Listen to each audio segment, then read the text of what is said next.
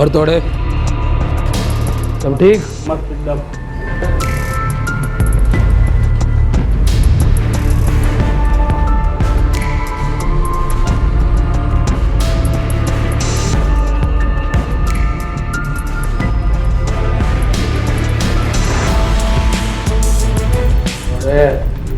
मजे में।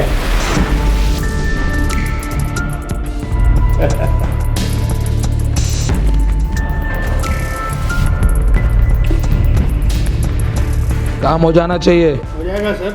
चलो। ए आकाश, कल का न्यूज़ देखा तूने?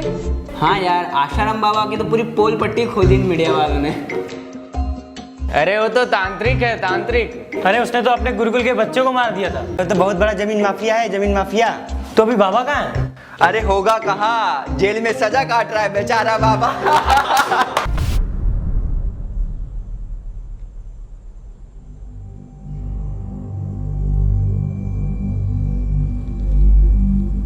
We can capture the world only when we follow the ideologies of Sir Silk Lotus. For this purpose, we must have one nation and borderless country. Sir, America, Europe, Australia, Japan, इन तमाम देशों की संस्कृतियों को नष्ट करके हम वहाँ पर अपनी सत्ता और अपने व्यापार का परचम फहरा चुके हैं।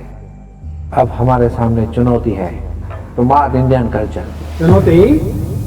सर, हम उसमें भी सफल हुए हैं।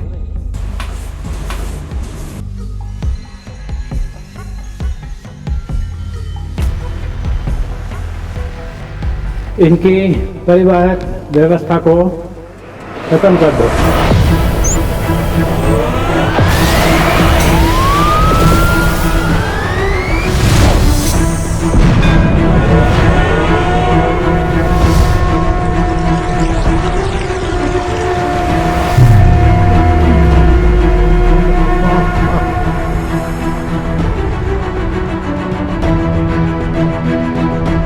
माल भेज दो सर, हो जाएगा। और सुन। जी सर। और सरकारों से लेन देन शुरू कर दे। जी सर। धर्मांतरण, बॉन्ड, ड्रग्स सब तेजी से बढ़ा दो। हाँ सर। कॉन्वेंट स्कूल भी तेजी से बढ़ा दे। मान लो हो गया आपका।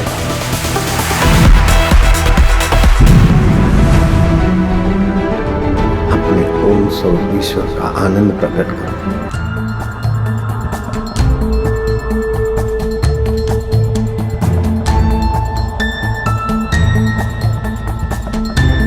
तुमको मैंने काम सौंपा था, क्या हुआ? सर, सब आपके अकॉर्डिंग ही हो रहा है। मैंने तुमको समझाया था ना। एक बाबा के करोड़ों भक्त हैं, उनके कारण ही सब बखेड़ा खड़ा हो रहा है। हमारे कन्वर्ट किए लोग वापस हिंदू बन रहे हैं।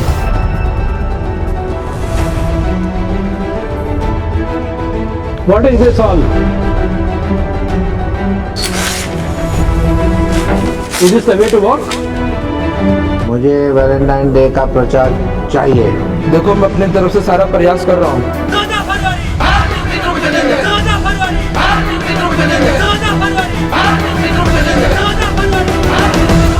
Okay, final. Do zero mission and finish it.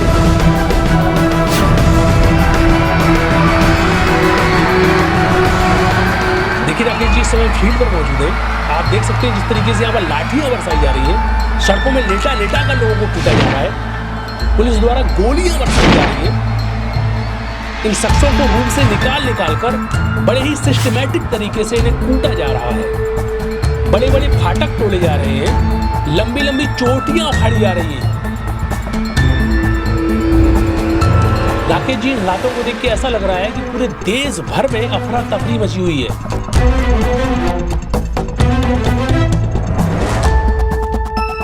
नहीं सर, आप टेंशन मत लो। एक बार डील पक्की हो गई ना, मैंने बोला था ना, इनकी संस्था की तो मैथी मार के रख देंगे। इनको तो जेल में डलवा के ही बैठेंगे। हिंदुओं के धर्म गुरु कहलाए जाने वाला सर कुछ ही समय में होंगे रातों की।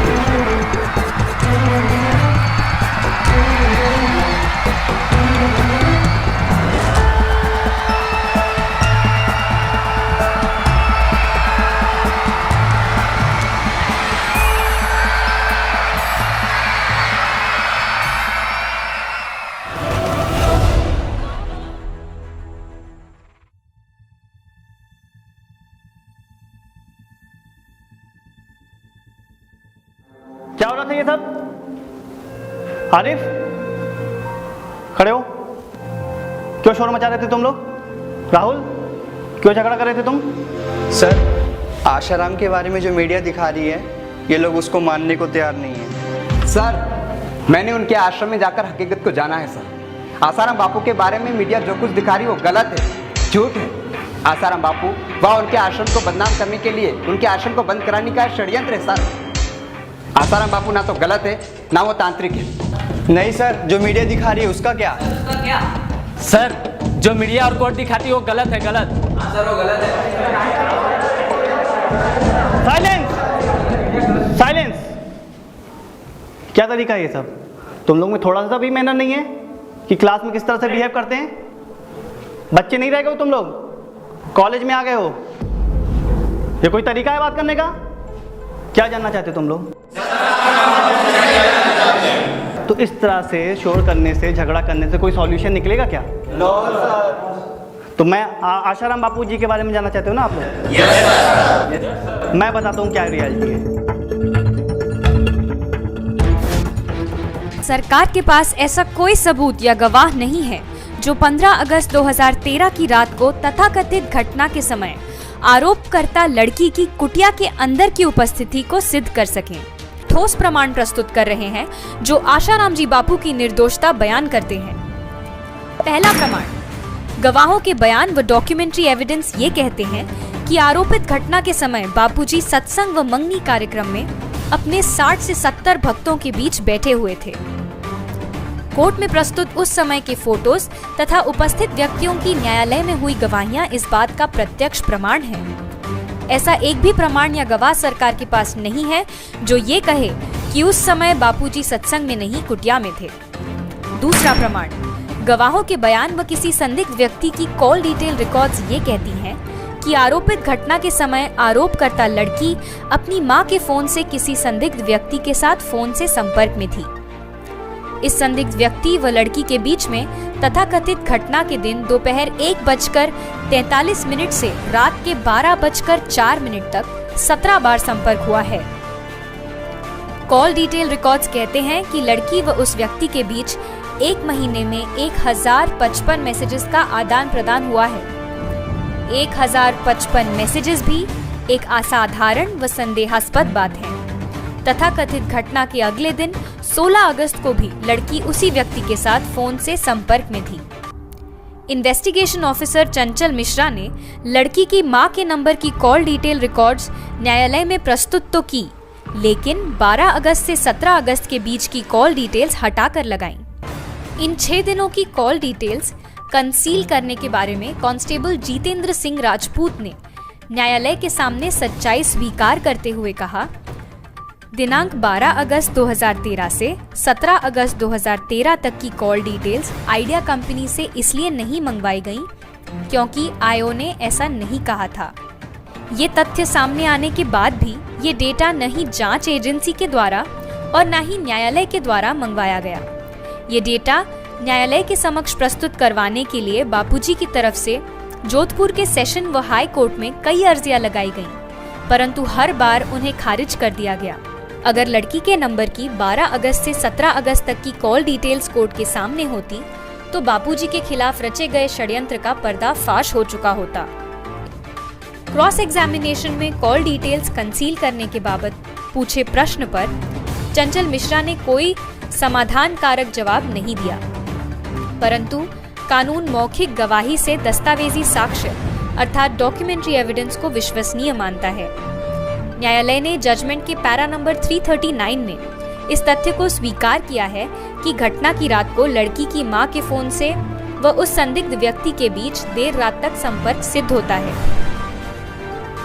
अर्थात तथाकथित घटना के समय लड़की घटना स्थल पर नहीं थी बल्कि अपने निवास पर फोन संपर्क में व्यस्त थी। ये बात न्यायालय प्रूफ्ड डॉक्यूमेंट्री एविडेंस के आधार पर स्वीकार करता है, परंतु ये सत्य स्वीकार करने के बावजूद भी सजा दी जाती है आजीवन कारावास की।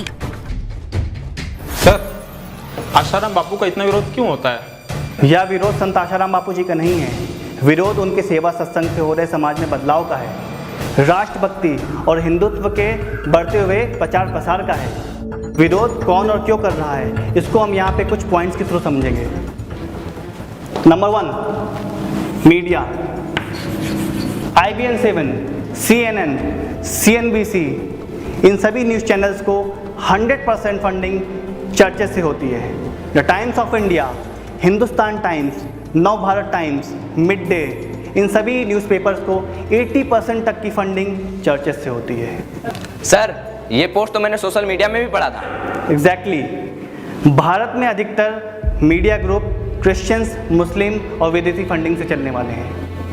आशाराम बापू राष्ट्र हित और गरीबों में अनाज, मकान, कपड़े और भी जीवन उपयोगी वस्तुओं का वितरण करने में करोड़ों अरबों रुपया खर्च कर देते हैं, पर मीडिया को एक पैसा भी नहीं देते हैं। इस कारण ये हिंदुत्व विरोधी मीडिया बापू जी को दिन रात बदनाम करने में लगे रहते हैं।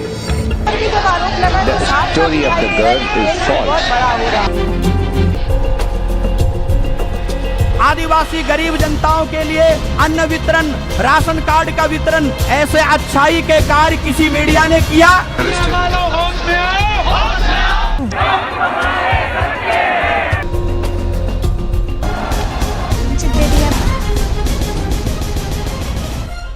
Second point, Christian missionaries. According to IBMR report, Bharat देश में किसी भी गरीब को कन्वर्ट करने का खर्च पूरे वर्ल्ड में किसी भी विकसित देशों के कंपैरिजन में 700 टाइम्स सस्ता है। इंडिया पोप के लिए सबसे सस्ता मार्केट है, लेकिन संत आशाराम बापू जी के बढ़ते सेवा कार्यों और सत्संगों से ये बाजार महंगा हो जाता है। इस कारण समाज में से आशाराम बापू जी के प्रति श्रद्धा भक्ति को कम करने के लिए इन मिशनरियों का आशाराम बापू को जेल में भेजना बहुत ज़रूरी हो गया था। सच में बापू का ही सामर्थ्य है कि इतनी बड़ी पश्चिमी संस्कृति के साथ वे सीधा सीधा संघर्ष कर रहे,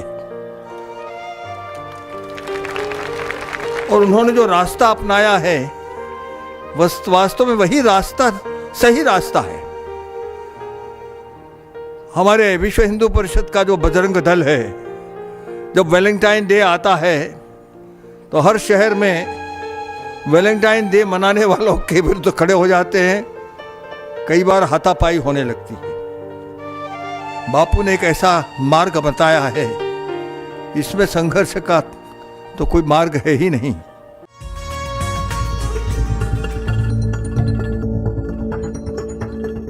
थर्ड पॉइंट, मल्टीनेशनल कंपनीज। संत आसाराम जी बापू के प्रवचनों से प्रभावित लोग इन MNCs के बने हुए केमिकल वाले प्रोडक्ट्स और एलोपैथी मेडिसिन का उपयोग नहीं वत करते हैं।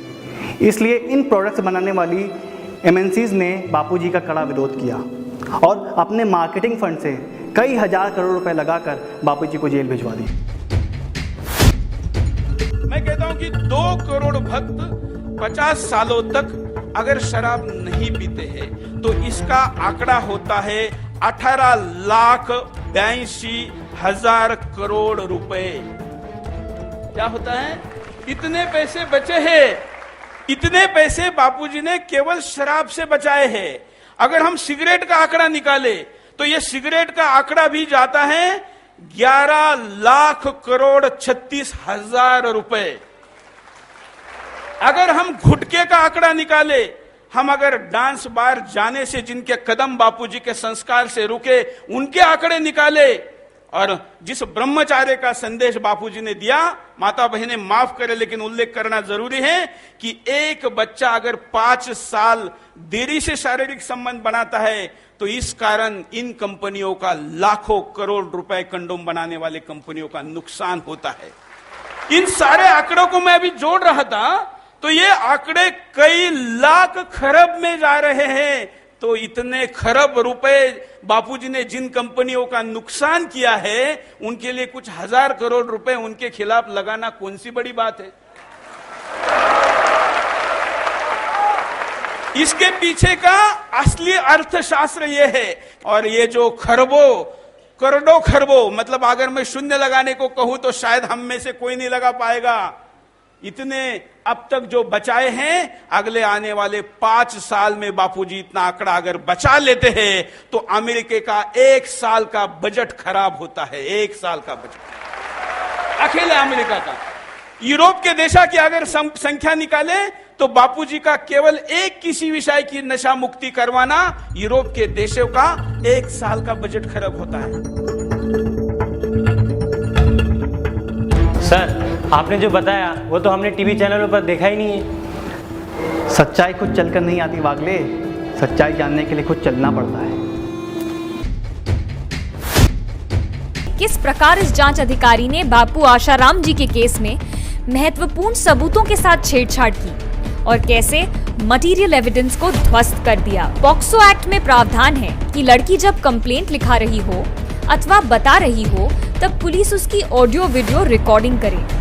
बापू आशाराम जी के केस में दिनांक 20 अगस्त 2013 को कमला मार्केट पुलिस स्टेशन दिल्ली में एफआईआर लिखते समय थाने के रीडर कांस्टेबल पंकज ने वीडियोग्राफी की थी, लेकिन वो इन्वेस्टिगेशन एजेंसी द्वारा जोधपुर न्यायालय में पेश नहीं की गई। उस वीडियो को संदेहास्पद तरीके से गायब कर दिया गया। सनातन संस्कृति के रक्षक एक महान संत के खिलाफ रचा गया ये कैसा षड्यंत्र है।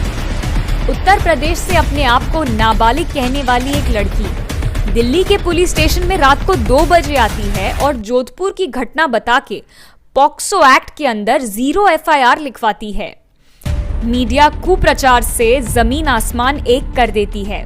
संत को गिरफ्तार किया जाता है और जांच अधिकारियों के द्वारा दिल्ली के पुलिस स्टेशन में आधी रात को घटी उस घटना के सबूत को मिटाया जाता है। जितने भी प्रमाण संत की सच्चाई का समर्थन करते थे उन्हें मिटाया जाता है और मिटाने वाले उन अधिकारियों को बापू आशाराम जी को सजा सुनाने के बाद उनकी कार्य दक्षता के लिए सरकार के द्वारा अवार्ड्स दिए जाते हैं।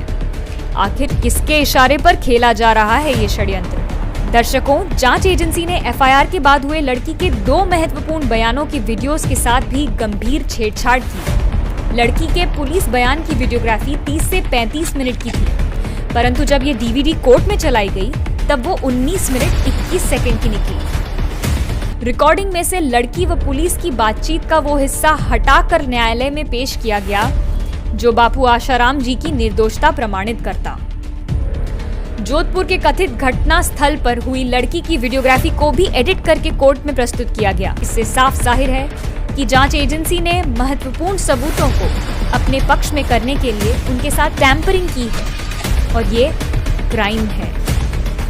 बापूजी के अधिवक्ता द्वारा इन दोनों वीडियोग्राफीज के ओरिजिनल मेमोरी कार्ड के बारे में पूछे जाने पर महेंद्र सिंह व जांच अधिकारी चंचल मिश्रा ने स्वीकार किया कि इन दोनों वीडियोस की ओरिजिनल मेमोरी कार्ड जब्त नहीं किया गया था। सवाल उठता है, कहां गया वो मेमोरी कार्ड? इस केस के ऐसे कई उदाहरण हैं जो ये तथ्य उजागर करते हैं कि जांच अधिकारी चंचल मिश्रा द्वारा एविडेंस को मैनिपुलेट करके छेड़छाड़ की एफआईआर पर चार्जशीट में रेप व गैंगरेप की धाराएं लगाई गईं, जिनकी सजा हो सकती थी आजीवन कारावास। आखिर वो कौन है जो चाहता है कि बापू आशाराम जी आजीवन कारावास में ही रहें? बापूजी को जेल में रखना ये क्या राजनीतिक षड्यंत्र है? इसकी भी परतें खोली जा रही हैं। मतलब एक तरह से तस्वीर को पलट देता है, बापू आसाराम को षड्यंत्र को जाहिर कर देता है कि ये षड्यंत्र किसने खेला था। षड्यंत्र खेला था भाजपा के उन लोगों ने, उन नेताओं ने जिनके संबंध तब के तत्कालीन मुख्यमंत्री प्रधानमंत्री मोदी, जो अब हैं तब मुख्यमंत्री थे, शिवराज सिंह चौहान, जिनके रहते हुए आसाराम बापू की गिरफ्तारी हुई, और उसके बाद राजस्थान के वो अशोक गहलोत, जिनके संबंध बहुत पुराने थे मोदी जी के साथ। वहां अमित शाह की अनुयायी एक जांच अधिकारी थी चंचल मिश्रा, जिसने आसाराम बापू के खिलाफ जो थी जांच की थी, जिसको लेडी सिंघम के नाम से बुलाया गया। उस अधिकारी को सम्मानित करते हैं 2 साल पहले, जिसने बापू आसाराम के खिलाफ जांच की थी।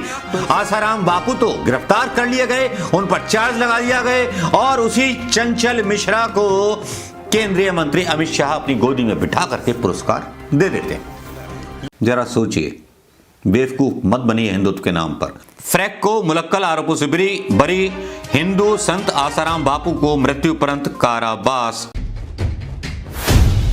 आशाराम जी बापू को बगैर किसी साक्ष्य के आजीवन कारावास की सजा सुनाई गई है, वो भी प्राकृतिक जीवन के अंत तक। जबकि विशेष न्यायालय ने दिनांक 25 अप्रैल 2018 के निर्णय में ये बात स्पष्ट रूप से लिखी है कि आरोपी गण के खिलाफ कोई प्रत्यक्ष प्रमाण यानी डायरेक्ट एविडेंस उपलब्ध नहीं है, परंतु मौखिक व परिस्थिति जन्य साक्ष्य के आधार पर निर्णय लेकर सजा सुनाई गई है। विशेष न्यायालय ने निर्णय देते समय इस केस के सही कानूनी और तथ्यात्मक पहलुओं का अवलोकन करने में कितनी गंभीरता व तटस्थता रखी है, इस बात पर अहम सवाल उठ रहे हैं। If you raped a girl, it should show up in the FIR. But there is nothing in the FIR of rape. The police, upon getting a complaint of rape, sent her to the hospital to get an examination done, and that is part of the trial record. The trial record says that the medical report says not a scratch on the girl, no question of rape whatsoever. Yet they say rape. Very first day से हम ये कह रहे हैं कि 376 का ना कोई मेडिकल एविडेंस है, ना कोई पीड़िता ने आरोप लगाया है।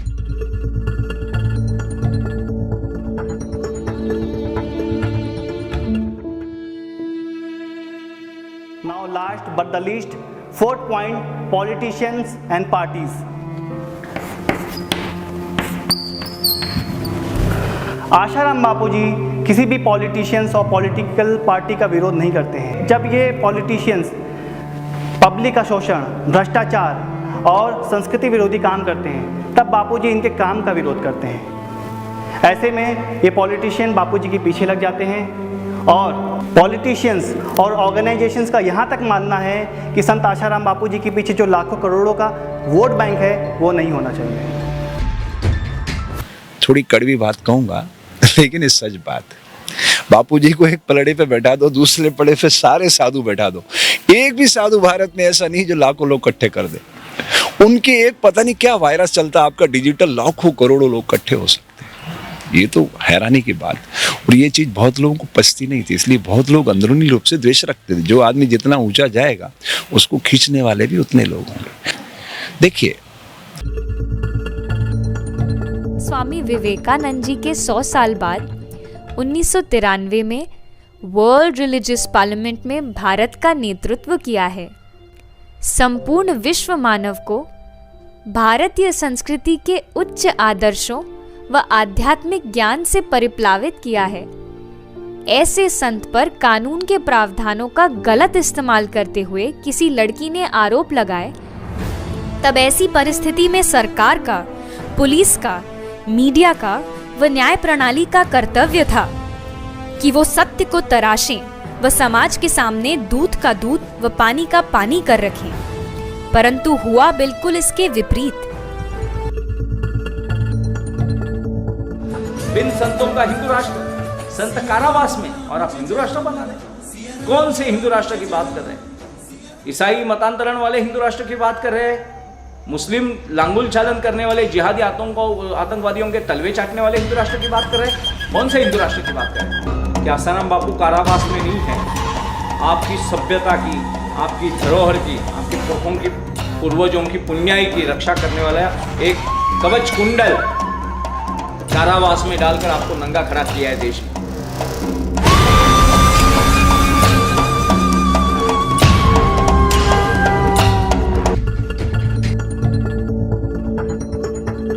आज से 700 साल पहले गुजरात के भविष्यवेता देवायन पंडित ने कहा है, जति सती ने साबरमती क्या थाशे सुराना संग्राम, कायम कलिंगानी मार्शे नकड़ंग धरशे नाम।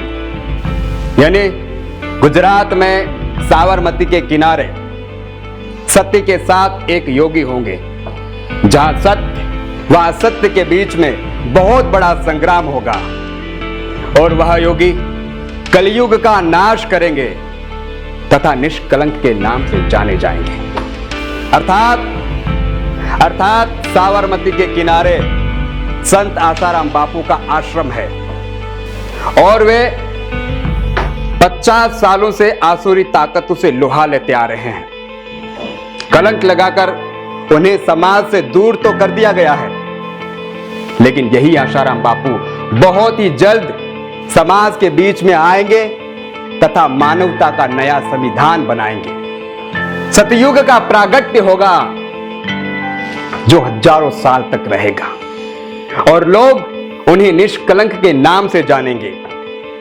संपूर्ण विश्व में निष्कलंक भगवान के मंदिर होंगे। फ्रांस के प्रसिद्ध भविष्य वक्ता नॉस्ट्राडामस ने कहते हैं भारत में एक महान व्यक्तित्व जन्म लेगा, विश्व में शांति के लिए स्थापना करेगा। नॉस्ट्राडामस ने कहा विश्व में सन 2012 से 2025 के बीच भारी तबाही होगी।